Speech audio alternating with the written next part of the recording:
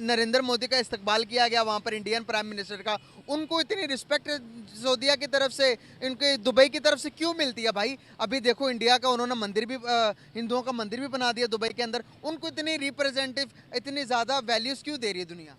Exactly यही बात है। आपको जो एक बहुत बड़ा स्ट्रॉन्ग होल्ड समझा जाता था, जो मिडिल ईस्ट जोन आपके एक बहुत बड़े आप कहते थे मेरी बड़ा एक उस पर फ्रेंड जोन है पाकिस्तान का, और रिसेंटली आप उसमें आप बहुत बड़ी चेंजेस आप ऑब्जर्व कर रहे हैं कि वो इंडिया को एक बहुत बड़ा वो एज दे रहे हैं आपके ऊपर, क्योंकि पाकिस्तानी जो डेलीगेशन जब भी जाती है उनको as such warm welcome receive नहीं होता एज जैसे कंपैरेटिवली नरेंद्र मोदी को होता है, क्योंकि वो इकोनॉमिकली डेवलप कर रहा है। अच्छा, कश्मीर पाकिस्तान बनेगा? इंशाल्लाह बनेगा। अच्छा, कैसे बनेगा? जो कोई हुक्मरान इस तरह का आएगा अल्लाह ताला भेजेगा, अच्छा, तो इंशाल्लाह एक ना एक दिन बन जाएगा। अभी अभी अभी जो अफगानिस्तान आजाद हो सकता है अभी तो जो कश्मीर भी हो पॉलिटिशियंस सकता है। हमारे पास हैं, इनको अल्लाह ने नहीं भेजा? भेजा तो कश्मीर हमारा, कश्मीर बनेगा पाकिस्तान, तो क्या इसमें कोई लॉजिक नजर आ रही है आपको?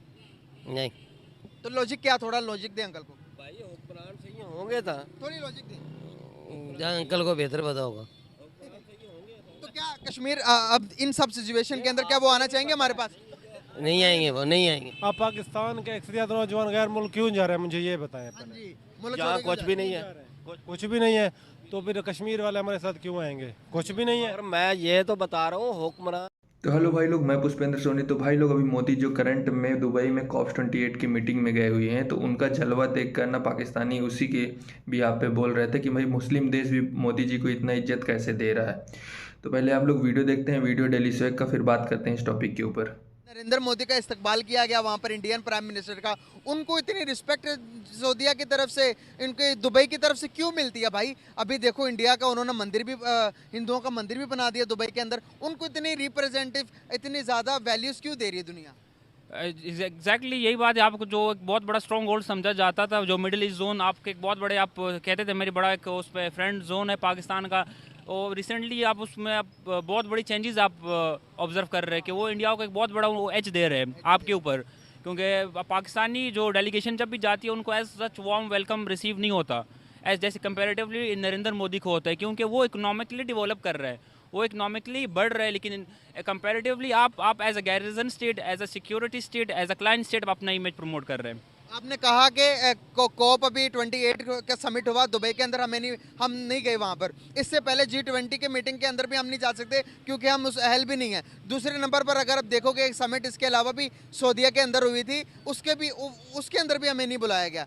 बहुत सारी समिट्स ऐसी होती हैं। अभी फ़लस्तीन और उसका मसले, इसराइल के मसले के अंदर भी पूरी दुनिया को इकट्ठा कर लिया सऊदीया ने, लेकिन हमें नहीं बुलाया वहाँ पर भी। हमें कोई समझते ही नहीं है। क्या समझते हो कि क्या इकोनॉमिकल पावर, इकोनॉमिकल कमज़ोर होने की वजह से हमारी ये सिचुएशंस है, या ज़्यादा मांगने की वजह से ये हालात हैं? सबसे पहले तो आपकी ये वीक इंटरनेशनल लॉबिंग की वजह से आपको ये मसाइल को सामना करना पड़ रहा है। आपकी कोई इंटरनेशनल लॉबी है ही नहीं। इंडिया एज़ कम्पेरेटिवली इंडिया की बहुत स्ट्रॉन्ग इंटरनेशनल लॉबी है। आप हमेशा इंडिया के सामने घुटने आपके ठीक जाते हैं इंटरनेशनली। आपके कोई अपना चाइना को कवर अप कर पाते हो। आप हमेशा एक स्टेट ऑफ कन्फ्यूजन में रहते हो कि आप whether either you have to go to the western side और चाइना। आप इस कन्फ्यूजन में आपने ये फैसले आज तक नहीं किया कि आपकी फॉरेन पॉलिसी इंडिपेंडेंट होगी कि नहीं होगी। बिल्कुल सही होगा। जिस तरह से आप देखते हैं कि $14 बिलियन की इन्वेस्टमेंट की है, रिजर्व निकाला इस दफ़ा के जो अभी बजट जो पास करते हैं, 14.5 बिलियन डॉलर्स का कश्मीर के लिए, जम्मू एंड कश्मीर के लिए रिजर्व निकाला इंडिया ने। हमने क्या दिया? 1 बिलियन भी पूरा नहीं दिया।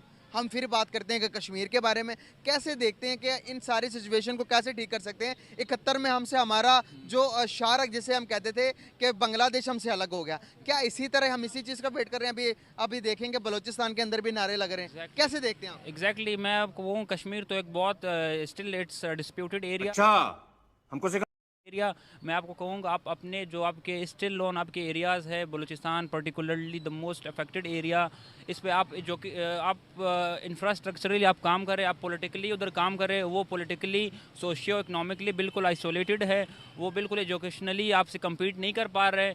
तो अगर आप उन एलिमेंट्स को इग्नोर कर रहे हो, आप किसी और चीज़ पर फोकस कर रहे हो, तो ये चीज़ें आपके लिए इसके बहुत एक्सट्रीम कॉन्सिक्वेंसेज होंगे फ्यूचर में। सबसे पहले तो आपने बात की कि वहाँ पे पूरा उन्होंने रिफॉर्मेशन की है, पूरा वो इलेक्ट्रिक की तरफ बढ़ रहे हैं इंडिया, जम्मू कश्मीर में।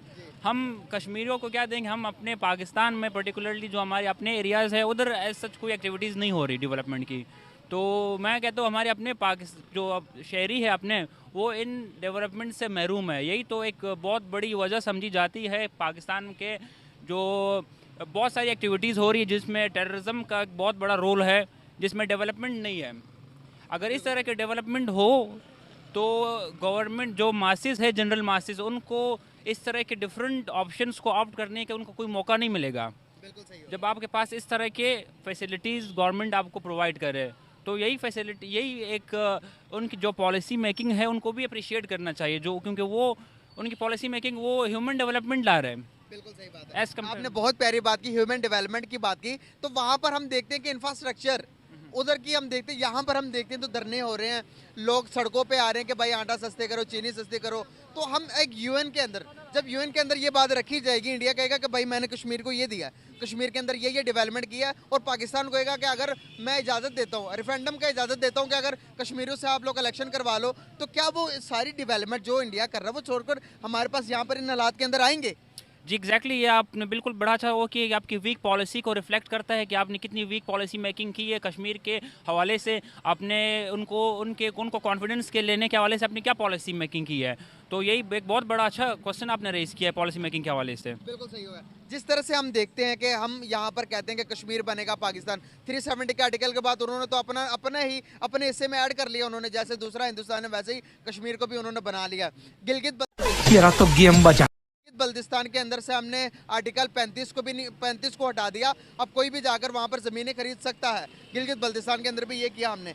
तो जब उन्होंने 370 का आर्टिकल हटाया तो हम यहाँ पर पिटने लग पड़े, दुनिया हमारी बात सुन नहीं रही, हम फिर भी कश्मीर कश्मीर कश्मीर कर रहे हैं। पहले इस मुल्क को ना देख लें, हम इनके हालात को ठीक ना कर लें। जो हमारे यहाँ पर सूबों के हालात चल रहे हैं, जो आप देख रहे हैं कि जीडीपी जिस तरह से हमें डाउनफॉल पर जा रही है, हमारी इकोनॉमी डाउनफॉल पर जा रही है, क्या हमारी हालात किस तरफ जा रहे हैं, कैसे देखते हो आप? हमारे हालात तो एज़ पर दी करंट सर्कमस्टांसेस बिल्कुल भी अच्छे नहीं है। जो आप जिस भी आप लेवल से देखो, हमारे अगर आप अप्रोच देखो, प्रॉब्लम सॉल्विंग अप्रोच अगर आप देखो, बिल्कुल मैं कहूँगा बिल्कुल ज़ीरो है। अभी जैसे कि COP27 रिसेंटली, अब COP28 होने वाला है, लेकिन रिसेंटली 27 हुआ, उसमें पाकिस्तान के पास बहुत बड़ा एक चांस था रिपायरेशन का, पर पाकिस्तान ने वो मिस कर दिया। क्योंकि हम क्या कर रहे हैं, हम एक को उठाओ, दूसरे को उसको जेल में डाल दो, उसकी गवर्नमेंट आती है, वो तीसरे को जेल में डालने की कोशिश करती है। आपको इंटरनेशनली आप रिपायरेशन कर सकते थे कि आपको जो डेट सर्विसिंग है वो आपकी फ्री कर दी जाए, माफ़ कर दी जाए। अच्छा, कश्मीर पाकिस्तान बनेगा? इंशाल्लाह बनेगा। अच्छा, कैसे बनेगा? जो कोई हुक्मरान इस तरह का आएगा, अल्लाह ताला भेजेगा। अच्छा। तो इंशाल्लाह एक ना एक दिन बन जाएगा। अभी जो पॉलिटिशियंस हमारे पास हैं, इनको अल्लाह ने नहीं भेजा तो कश्मीर हमारा, कश्मीर बनेगा पाकिस्तान, तो क्या इसमें कोई लॉजिक नजर आ रही है आपको? नहीं। तो लॉजिक क्या, थोड़ा लॉजिक दे अंकल को। भाई हुक्मरान सही होंगे था, थोड़ी लॉजिक दे। जहाँ अंकल को बेहतर पता होगा। तो क्या कश्मीर अब इन सब सिचुएशन के अंदर क्या वो आना चाहेंगे हमारे पास? नहीं आएंगे, वो नहीं आएंगे। वो कह रहे वो नहीं आएंगे। नहीं, आप मीडिया वाले आपको सारा दिन देखते हैं, जगह जगह फिरते हैं, हर बंदे का इंटरव्यू, आपको भी पता है कि हमारे हुक्मरान किस तरह गया है। हाँ जी। तो मसला सारा ये है कि आपको थोड़ा ना, मेरे अंकल मेरी बात सुने, आपको थोड़ा सा ना कश्मीर के बारे में, पूरी पाकिस्तान के बारे में पढ़ने की जरूरत है। क्या पढ़ना आपने, मैं आपको बताता चलूँ। हमारी इकोनॉमी, हमारी मैशियत, उनकी मैशियत, अफगानिस्तान की मैशियत, बांग्लादेश की मैशियत, आप इन चीज़ों पर गौर करेंगे। आप बात कर सकते हैं?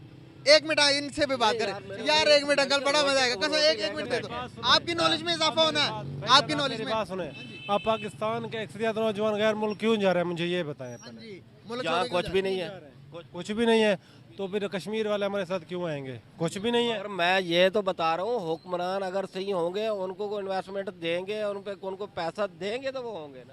देखिए भाई लोग, पाकिस्तान का तो हमेशा से शुरू से रहता है, मतलब कंप्लीट भाई। जैसे अभी जो मोदी जी हमारे COP28 की मीटिंग में गए थे, तो दुबई ने उसका काफ़ी अच्छे से, सऊदी जो कंट्री है दुबई में वहाँ उसका खूब अच्छे से मतलब उनका स्वागत किया गया था। तो ये जो वीडियोज़ है वो पाकिस्तान में काफ़ी वायरल हो रही थी। तो यही सब चीज़ें देख के वो पाकिस्तान की जनता बोल रही थी कि मतलब क्यों यार, मुस्लिम कंट्री क्यों हमारा मतलब स्वागत कर रही है। क्योंकि जो मोदी जी हैं उनको एंटी मुस्लिम टाइप का मतलब बताया जाता है। पाकिस्तान में बोला जाता है कि नहीं, ये हिंदू लोग हैं और ये क्या कहते हैं, मुसलमानों के ऊपर बहुत अत्याचार करते हैं। तो पाकिस्तान की हालत अभी ऐसी हो गई है ना, मतलब पूरा कंप्लीट वो सिर्फ यही बातें जानते हैं कि नहीं, हिंदुस्तान में मुसलमान लोगों के ऊपर जुल्म होता है, और यही चीज़ बातें करते रहते हैं हमेशा शुरू से। कभी भी मतलब उनका ये नहीं रहता मुद्दा कि हम लोग को देखना है कैसे। और बात रही भाई इज्जत की, तो तुम्हारा इज्जत क्यों करेंगे? जैसे हमारे प्रधानमंत्री जाते हैं तो फिर क्या हम लोग डेवलपमेंट की बात करते हैं, कैसे क्लाइमेट चेंज होगा, कैसे हम जीडीपी को ग्रो करेंगे। लेकिन जब तुम्हारे प्रधानमंत्री और वहाँ पे जब पहुँचते हैं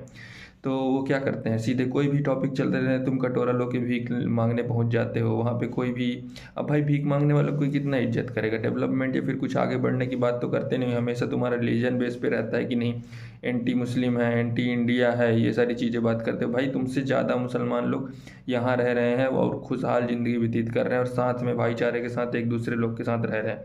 जब तुम लोग के माइंड से एक भ्रम हटेगा ना, तब तुमको पता चलेगा कि हाँ रियल में इंडिया है क्या।